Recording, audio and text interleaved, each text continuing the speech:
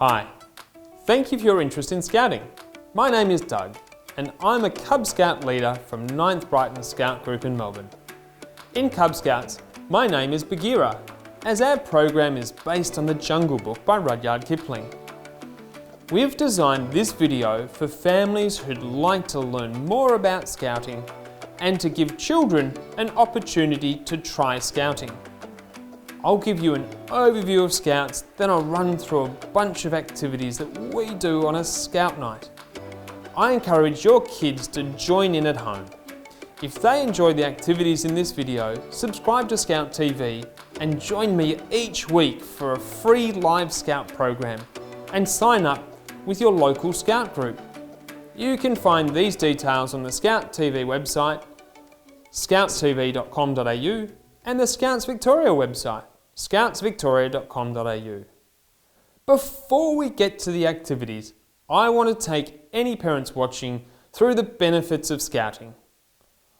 While I'm talking to them, I need the kids to go and find some craft items so we can make a kite, play a game, and make a paper boat.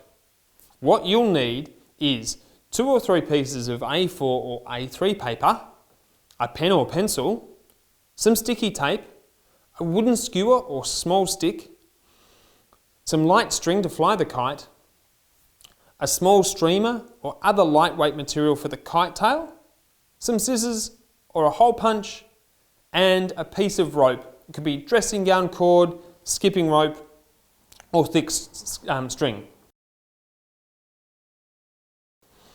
Now, while the kids are collecting those items, let me tell you about some of the many lifelong advantages that young people get from their years enjoying scouting with friends and family. Resilience. In 2018, the Resilience Youth Australia survey of our youth members highlighted some of the benefits of scouting. The main benefit is above average resilience, the strength to deal with the challenges of modern life. Mental health. The 2016 UK childhood study found that former Scouts are 18% less likely to suffer mood or anxiety disorders than non-Scouts, even decades later as adults. The study said programs like Scouting that supported resilience, social mobility, soft non-cognitive skills, self-reliance, collaboration, and activities in natural environments may help protect mental health in adulthood. Leadership. Unlike school or sport, in Scouts, every young person gets a chance at developing their skills in leadership. Scouting is literally developing Victoria's leaders of the future. Academic outcomes. Scouting is linked with better school results, especially at upper secondary levels. The meta-research of Professor John Hatie of the University of Melbourne shows that secondary students do better when they do an extracurricular activity which is organised and structured, with regular programs, increasingly complex skill building, leadership by one or more competent adults, a social network, leadership opportunities and age-appropriate goals and expectations. As a parent of 3 young children participating in Scouts, I'm passionate about the benefits of the program, and it's a privilege to be able to support their development. The opportunities that Scouts have is quite amazing, one of which is the opportunity to travel to a World Scout Jamboree. The last one was held in West Virginia in the US, where 47,000 Scouts from 161 countries attended. Having spoken to a number of people, young and old, who've attended a World Jamboree, it really is a life-changing experience, and I can't think of any other opportunity for 14 to 17-year-olds that compares. The other great thing about the Scout program is that kids love it. They spend an hour and a half each week participating in fun activities and don't even realise they're learning these fantastic life skills. As a Scout leader, we put a lot of effort into creating an engaging program each week. Each Scout section has specific program aims, and while you can be a Scout all the way through until you're 25, I'm only going to focus on the first 3 sections: Joeys, Cubs and Scouts. Joey Scouts is the first section of Scouts for boys and girls aged 5 to 7, and it's all about discovery and excitement. Joey Scouts are part of a mob, led by a Joey Scout leader. Joey Scouts are encouraged to express themselves creatively through games, stories and craft activities. From building monsters and spaceships from scrap items, to growing plants from seedlings and singing songs together, all Joey Scouts develop a strong sense of belonging and an understanding of the world around them. Joey Scouts learn how to share and care and help other people.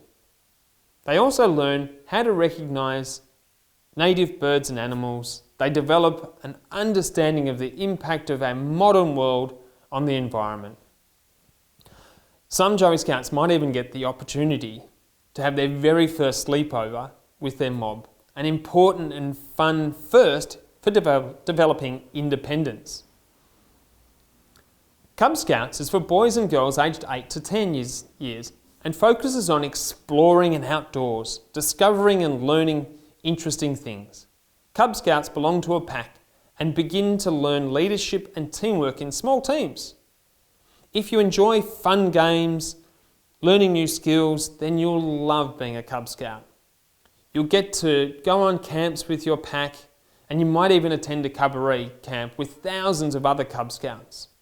As well as learning things like how to use a compass, you'll go on bushwalks, bike trips, have a chance to do things like sailing, canoeing, abseiling, and sometimes even flying. Your Cub Scout leader will help you along the way and encourage you to take part. You'll learn lifelong skills, make friends and have fun. Cub Scouts are keen to learn, belong and have fun, so activities are designed to stimulate their emotional and adventurous spirits. The Scout section is for boys and girls aged 11 to 14 years and offers an amazing array of activities designed to teach important life skills and to get Scouts social and active. Scouts as a section focuses on allowing young people to develop their confidence and teaches them how to work as part of a team. Scouts learn essential outdoor safety skills as well as participate in a variety of physical and intellectual challenges. The programs are designed to target each young person's own special interests, encouraging them to enjoy their favourite hobbies using meaningful badges and awards. Epic bushwalks, camping expeditions, getting out on the water in a kayak or a sailboat, or even going up in a plane on a visit to an air activity centre are just some of the adventures Scouts get up to. Now, let's get into some of these scouting activities. Okay, so this first game is designed to get us up and active as well as learn the points of the compass. So the points of the compass are north, east, south and west. And we can remember those by saying naughty elephants spray water, or never eat slimy worms, or the one that I grew up with, which is never eat soggy Weet-Bix. So the points we need to work out, so we have north, and the opposite of north is south, and the other two are east and west. And we remember those because the sun gets up in the east and sets in the west. So for this game, I'm going to get you to run in the direction I call. So north will be towards me, south will be away from me, and then east will be in this direction and west will be in that direction. So when I call out a direction, just move in that. We don't want anyone to hurt each other at home, so just make sure you've got a nice clean area to work from. So just going to keep it simple. I will point to the direction I need you to run in. So first of all, north, south, west, north, east, south. Okay, you get the idea? Great. Now I'm not going to point in the directions and you need to run in those directions. So let's start. North, south, north, so tricky, east, west, south. Okay, how did you go? Now, I'm going to introduce just a couple more things to make this game a little bit more interesting. So there's three three little actions that you can do. The first one is scrub the deck. So when I say scrub the deck, get down, scrub the deck. The next one is climb the rigging. So if I say climb the rigging, I want you up and active like that. And the other one is captain coming on board. So we've got that. Now we've got north, east, south, west, scrub the deck, captain coming on board, climb the rigging. Okay, you ready? Let's go. South, north, captain coming on board, climb the rigging, west, east, south, scrub the deck, captain coming on board, scrub the deck, north, climb the rigging, east, west, west, captain coming on board. Excellent. All right, well done guys. I hope you really enjoy that game. Now we're going to go on and do a memory game. So let's move over and we'll show you what that looks like. So this game is Kim's game. And this is the story of a son of an Irish soldier in India who grew up among the native boys and was later trained for government intelligence work. The training began by showing Kim a tray of precious stones and gems for a minute's observation, then covering it and asking Kim how many stones and what kind they were. At first Kim could only remember a few, but soon by practice he was able not only to say exactly how many, but to describe the stones. Then he practiced with other articles and ultimately was able at a glance to see all sorts of details of items that were of value in tracing and dealing with criminals. It's commonly used to have 24 articles of different kinds placed on the table and covered with a cloth. Here I've only got 15, and so if you were a Joey Scout, then I wouldn't expect you to be able to remember all of them. A Cub, some more, and obviously a Scout who's older should be able to remember with practice all of these items. So let's go through and quickly have a look at them. So we have a whistle, a watch, a peg, a dinosaur, a crayon, a badge, some scissors, a straw, a Pokemon card, a sharpener, a dice, a battery, some glue, a compass, and a balloon.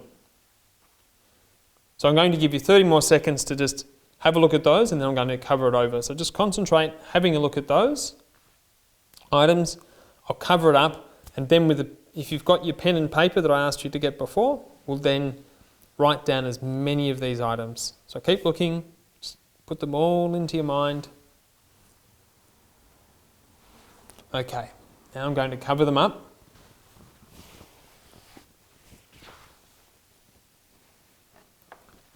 Okay, so grab your pen and paper and write down as many of those things that you can remember seeing on this tray.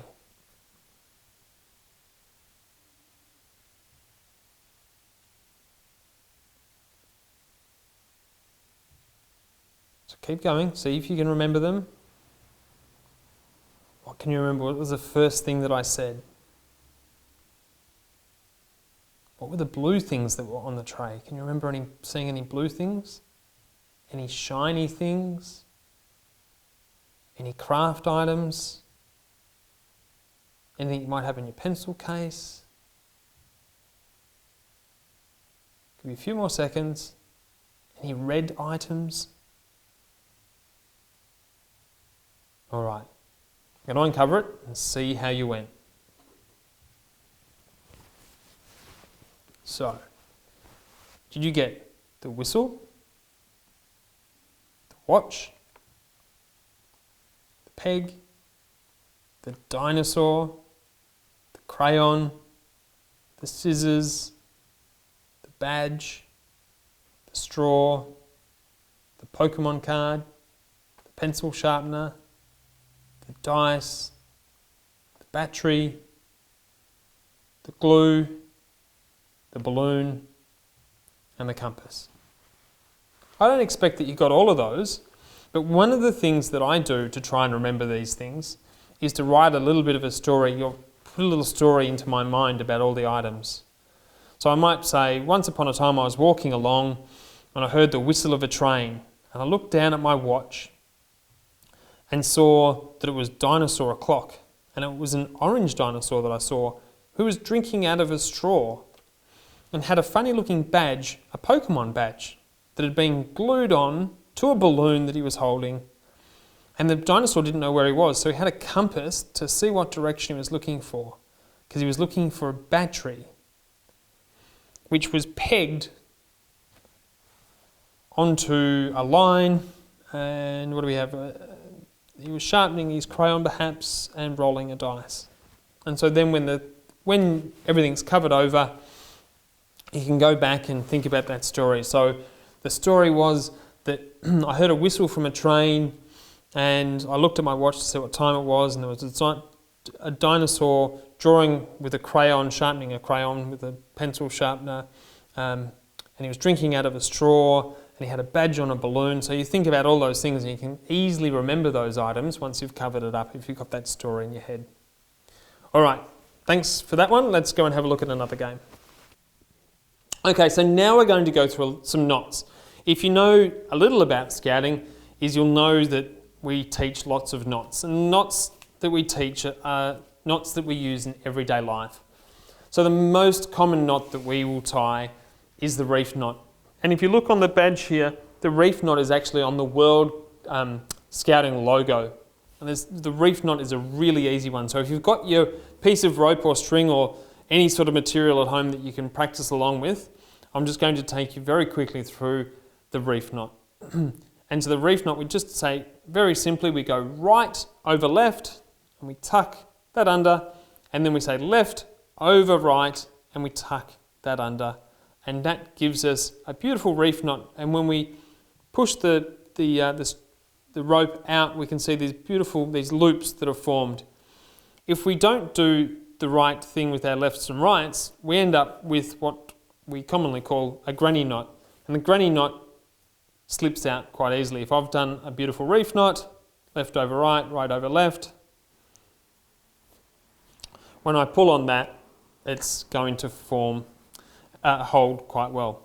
So let's just go and have a quick look at what that looks like at this other camera. Okay, so when I was saying right over left, left over right, so we put the right piece of rope over the left piece, we tuck that under, and now we put the left over the right and tuck that under. And there we have it. When we pull it together, we see these loops have formed, and that there is your reef knot. Now the reef knot is also the knot that we use when we tie our shoelaces. And if we don't tie our shoelaces properly, they come undone during the day. So I can start with mine. I'm going to start with left over, left over right,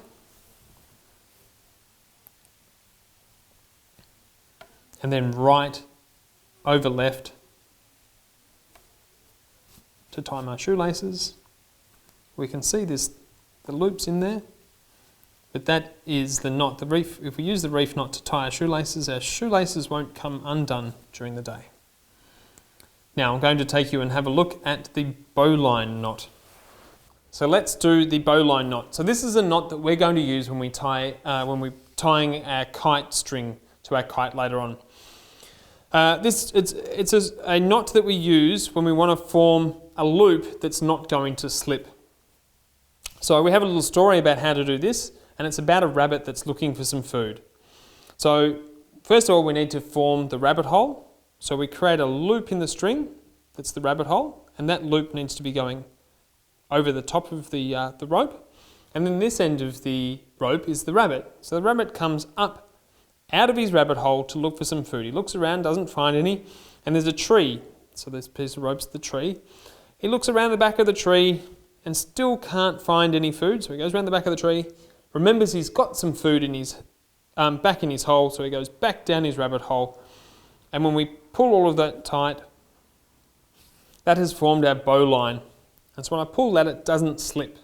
So this is a great knot when we need to, say, rescue someone and pull them out of a hole, maybe, with a piece of rope. So if we were to tie that around the person, if we didn't tie it with a bowline knot, and just some sort of granny knot, it could slip in and really, squeeze them when they're being pulled out of the hole.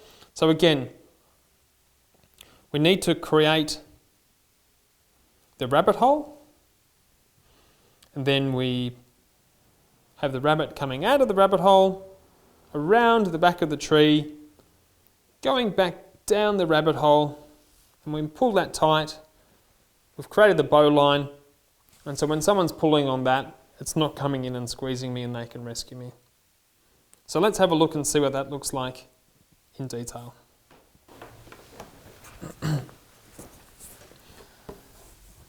So the first thing is we need to create the rabbit hole. So when I say that the loop needs to go over the top of the string, if you do it under, that's not going to work, it'll just slip.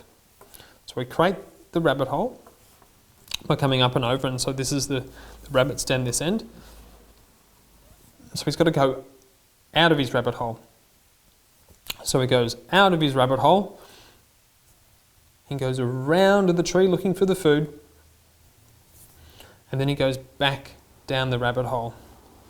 And so then, when we hang on to those two pieces and we pull that tight, that has created a bowline knot.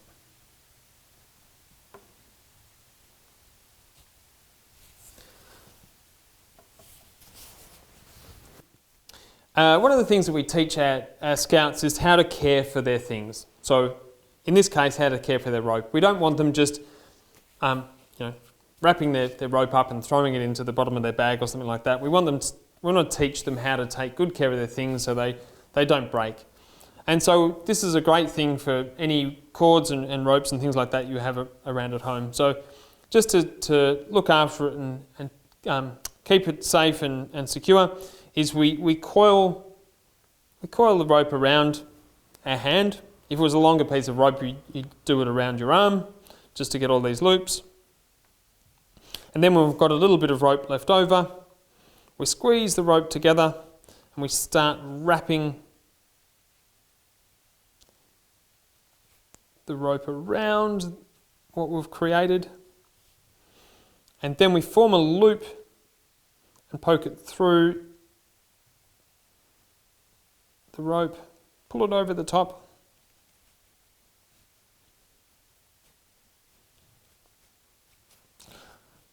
and then can pull it down.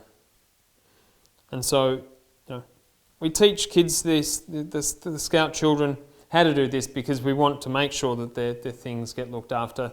They don't end up all frayed and broken.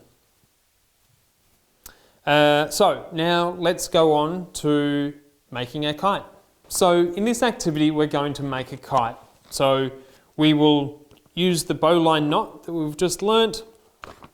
We'll get to use some of our creative juices by decorating the kite. So I've made mine into a cute little puppy.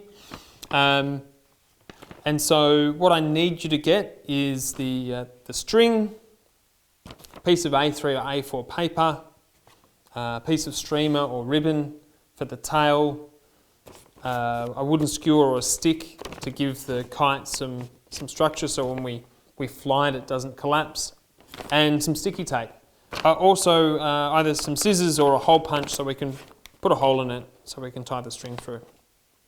So grab those things and let's learn how to make this kite. So I've got all these things here. I've also got a marker. All right, so we'll start with our piece of paper. Firstly, fold your paper in half.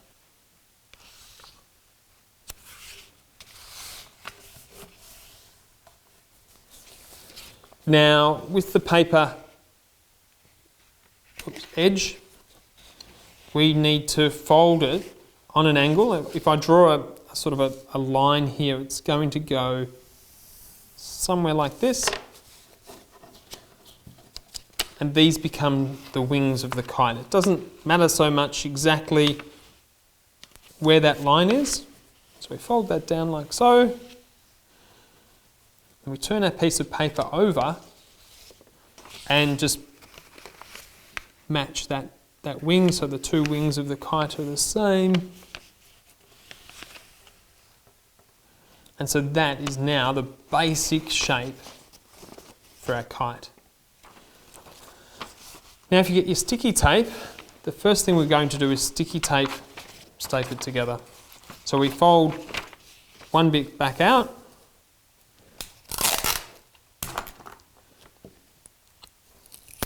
and we can just tape it this way.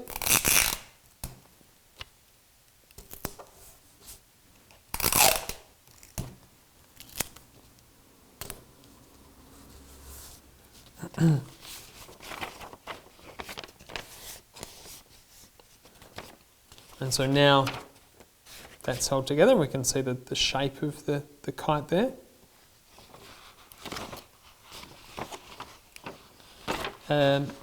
Now we want to, our string is going to be attached to this part of the kite, and so we want to mark about 1/3 of the way down the kite. We can just put a mark there for where we're going to put the hole to attach the string. Now I like to get a piece of tape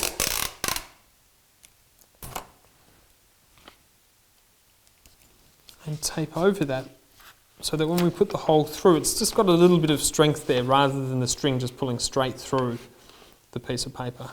Now I've got a hole punch, so I'll use that to put the hole in. If you don't have a hole punch, you can get some scissors and just use the scissors to make a hole there. If you need to, make sure if you to ask an adult to help you with that. We don't want you cutting and hurting yourself.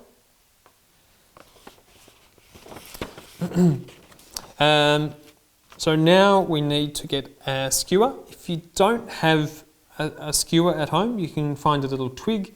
It doesn't have to be particularly straight, but we want it to be sort of wide enough. This is almost too short, but this is going to give the back of the kite structure, so when the wind's pulling on it, it doesn't collapse. So we just tape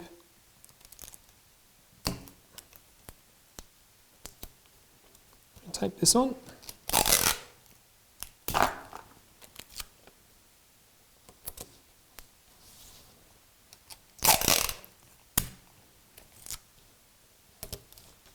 We don't have to use too much tape.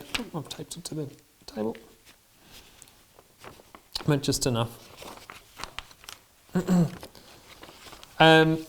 Before we tie the string to it, you can then colour in your kite with any sort of markers. I've got some crayons here.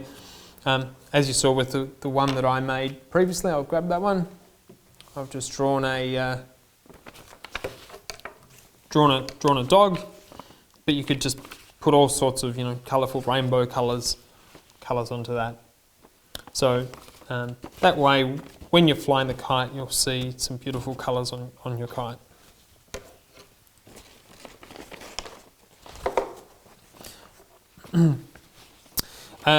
We need to attach the tail to the kite. So for my kite, I've got some ribbon. So again, just need to tape that to the bottom of the kite.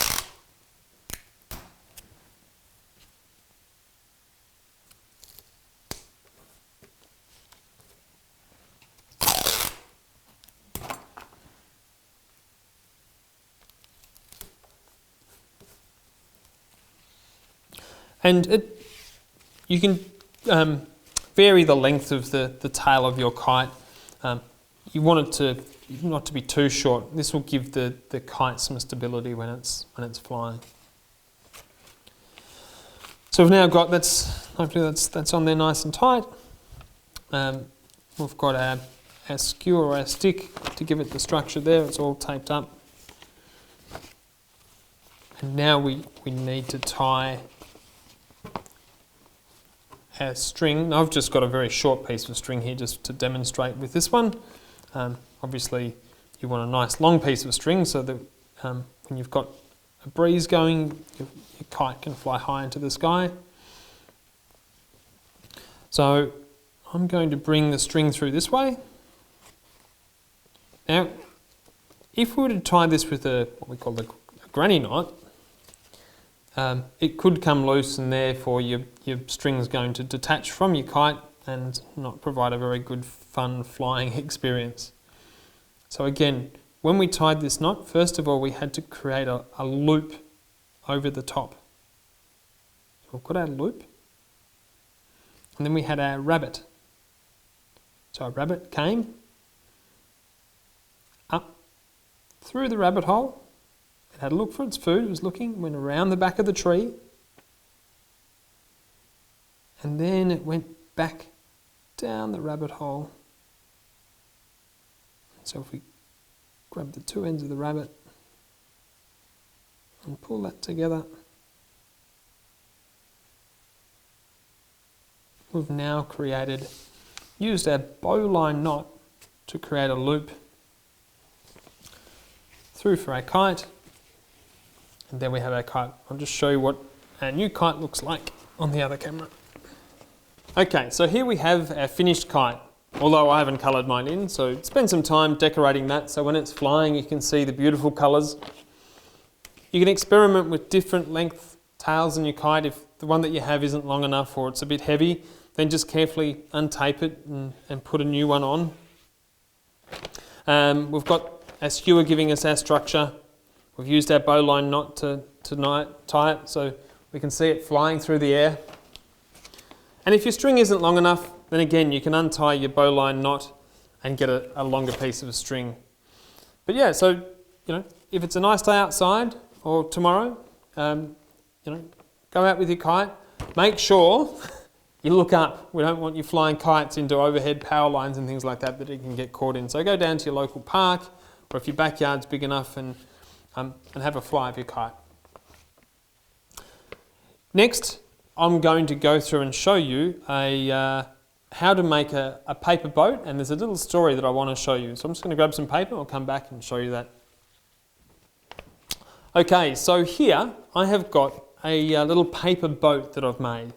Now before we go and talk about how to make this paper boat, I want to tell you a story about a captain of a ship that got into some trouble. So down from where I grew up was down near Warrnambool, and there's a ship there called the Mahogany ship that people say they've seen that was wrecked on the coast down near between Port Fairy and Warrnambool. And so this little tale goes that the Mahogany ship was sailing along when it hit a rough storm,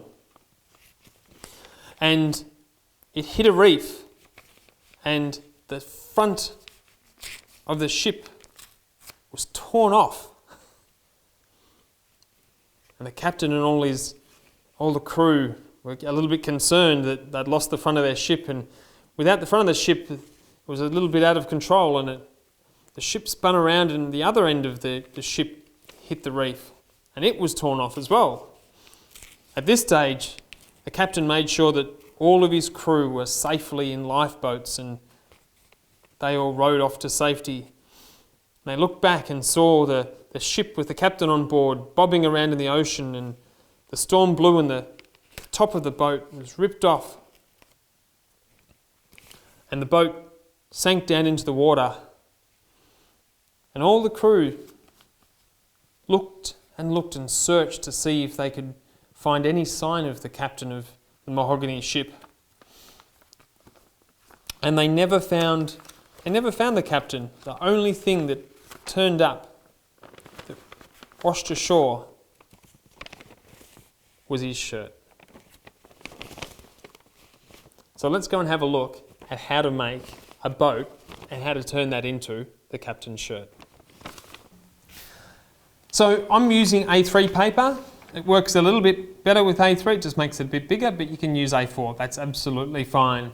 So the first thing we do is that we fold the paper down lengthways. I fold it in half here just so I can get the centre line. We'll have instructions on how to do this on our website. So I've folded the paper down. Now I'm going to bring the edges in.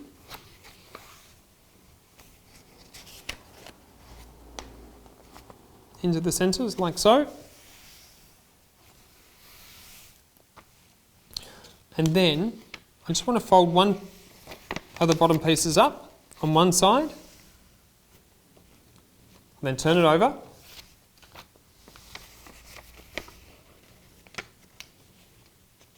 And fold the other side up.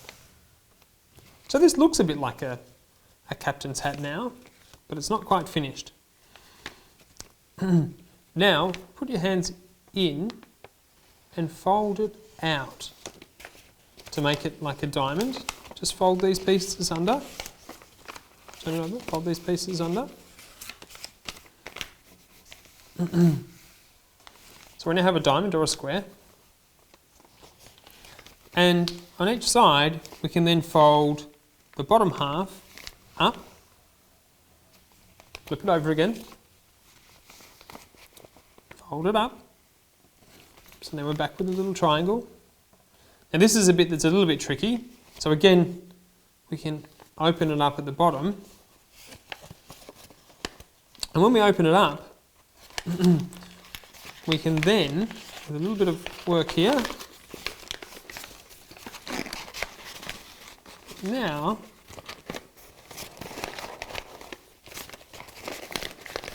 we can fold it out into a hat. And so that's the captain's hat or the captain's ship that you need to make. And then when you're telling the story to your friends or your mum and your dad afterwards, remember you tear off each end, tear it off, and then tear off the top, and when you unfold it, that's when you get your captain's shirt. So try that afterwards. It's a nice little piece of origami. So thanks very much for watching, and I hope you and your children have learnt a lot about what Scouting is and the kids have had lots of fun. I'd like to lastly just thank Bayside City Council for supporting this event. They've provided a grant that's helped us produce this video. As I said before, if you enjoyed watching this video and you want to participate in Scouts, then join in, jump onto our website, scoutstv.com.au. If you want to find your local Scout group in Victoria, then go to the Scouts Victoria website, scoutsvictoria.com.au.